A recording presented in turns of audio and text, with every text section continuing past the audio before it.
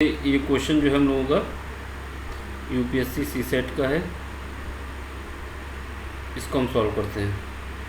ठीक, जो 2024 में एग्ज़ाम हुआ था उसमें ये क्वेश्चन पूछा गया था। इसमें कह रहा है कि ऑन जनवरी 1 2023 की बात हो रही है। ऑन जनवरी 1 2023, ठीक, ये ब्लैक है, इसको ले लेते हैं। ये क्या है? ऑन जनवरी 1 2023 एक पर्सन है, सेव करता है 1 रुपये। फिर उसका जब 2 जनवरी आती है 2023 की, तो वो 2 रुपये ज़्यादा सेव करता है। जो पहले उसने 1 किया था, तो अब क्या करेगा? वो 3 रुपये कर लेगा। फिर उसके बाद more than that previous day, यानी जो पिछले दिन जैसे 1 रुपये उसने सेव किया, अगले दिन उसने 2 रुपये उससे एक्स्ट्रा यानी 3 रुपये सेव कर लिए। फिर उसका 3 तारीख आती है, तो उसको क्या, 3 तारीख को फिर वो 2 रुपये जो पहले वाली डेट में था, यानी 2 तारीख को उसने कितना किया? 3 रुपये। अब उसने 2 रुपये और ऐड कर दिए, तो उसके बाद क्या होगा? उसके 5 रुपये हो गए। फिर उसके बाद ये ऐसे चलता रहा। ठीक है, अब आपको ये बताना है कि at the end of which date was his total saving जो है परफेक्ट स्क्वायर भी हो और परफेक्ट क्यूब भी हो। यानी क्वेश्चन में ये आपसे कहा गया है कोई व्यक्ति है, मान लेते हैं कि अमित है, अमित मान लें या यक्स मान लें, इसको अमित नहीं मानते, तो कोई अमित होगा तो कहेगा ये मेरे ही लंक लगा दी। ठीक, मान लेते हैं एक एक्स व्यक्ति है, उसने स्टार्ट किया पैसा सेविंग करना 1 जनवरी 2023 की बात हो रही है, इस डेट वेट से मतलब नहीं है। तो 1 जनवरी को उसने 1 रुपये सेव किए, 1 रुपये उसके पास हो गए 1 जनवरी को, 1 जनवरी हो गई। फिर उसका जब 2 जनवरी आई, तो उसके पास पैसे हो गए पहले से 2 ज़्यादा, यानी 3 रुपये, 3 रुपये और ऐड कर लिए। फिर उसका जब 2 जनवरी के बाद 3 जनवरी आई, तो उसने 2 रुपये पहली वाली से ज़्यादा, यानी 3 है, तो अब इसमें 2 रुपये और ऐड कर दिए, 5। फिर उसके बाद क्या हुआ? इसके बाद उसने 2 रुपये और एक्स्ट्रा कर लिए, 7। अब इसके बाद क्या करेगा?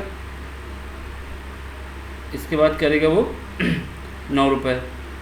लेकिन क्वेश्चन में उसने ये बोला है कि कौन सी डेट में, ये 1 जनवरी 2, 3, 4, 5 जनवरी तक पहुंच चुके हैं।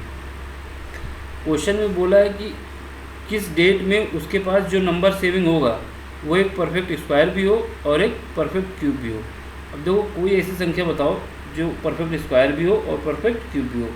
अब हमारे पास एक 64 होता है, 64 यानी 64।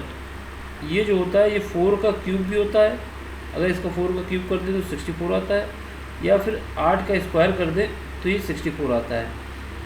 और कोई आसपास संख्या नहीं है मेरे पास 1 से लेके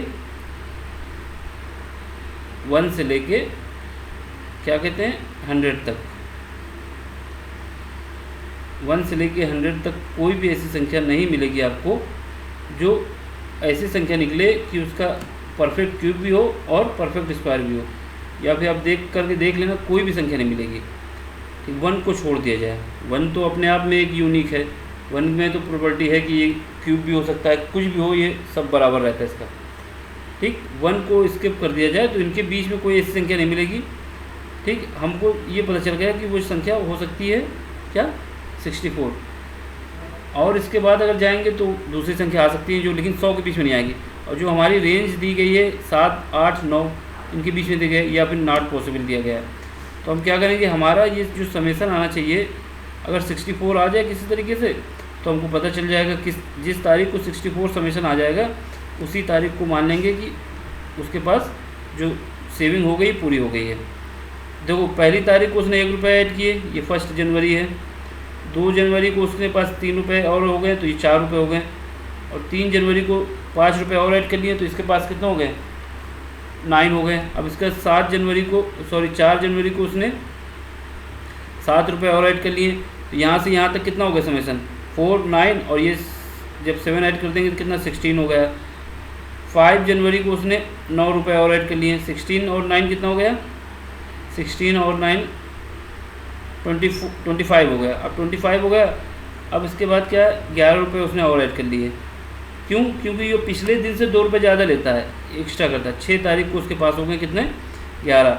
हमारे पास 11 जब इसमें 25 में जोड़ेंगे तो ये 36 आ जाएगा। ठीक, अब इसके बाद क्या है, 13 रुपये उसने और ऐड कर लिए हैं। कौन सी तारीख को, 7 तारीख को। जब 13 और ऐड कर लिए तो हमारे पास टोटल जो हो गया कितना हो गया, 49 हो गया। जब इन सब को जोड़ोगे तो कितना आ जाएगा, 49 आ गया। अब इसके बाद क्या करेगा, ये थोड़ा दूर लिख दें। अब इसके बाद क्या करना है, उसको हमें ले जाना है 64 तक ले जाना है।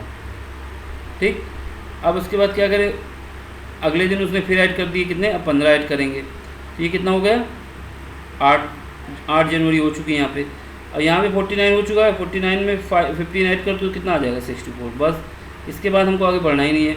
यानी जब 8 जनवरी आएगी, 8 जनवरी को उसके पास ऐसा अमाउंट होगा जो कि परफेक्ट स्क्वायर भी है और परफेक्ट क्यूब भी है।